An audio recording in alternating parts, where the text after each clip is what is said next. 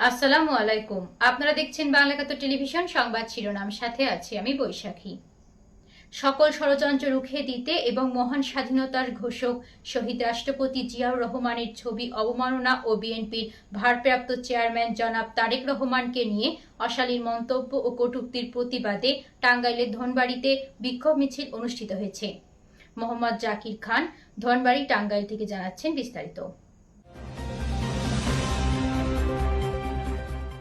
সকল ষড়যন্ত্র রুখে দিতে এবং মহান স্বাধীনতার ঘোষক শহীদ রাষ্ট্রপতি জিয়াউর রহমানের ছবি অবমাননা ও বিএনপির ভারপ্রাপ্ত চেয়ারম্যান জনাব তারেক রহমানকে নিয়ে অশালীন মন্তব্য ও কটূক্তি প্রতিবাদে টাঙ্গাইলে ধনবাড়িতে বিক্ষোভ মিছিল অনুষ্ঠিত হয়েছে।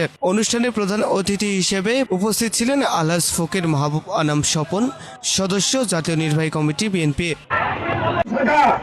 আয়োজিত আজকের এই বিক্ষোভ মিছিলে উপস্থিত বাংলাদেশ জাতীয়তাবাদী দল কেন্দ্রীয় নির্বাহী কমিটির অন্যতম সদস্য অ্যাডভোকেট শামসুজ্জামান শুরু, উপস্থিত ধনবাড়ি পৌর বিএনপির সংগ্রামী সভাপতি জনাব এসএমএস মোহন, উপজেলা বিএনপির সংগ্রামী সাধারণ সম্পাদক জনাব এনামুল হক পৌর বিএনপির সংগ্রামী সাধারণ সম্পাদক জনাব রবিকুল ইসলাম সুপন।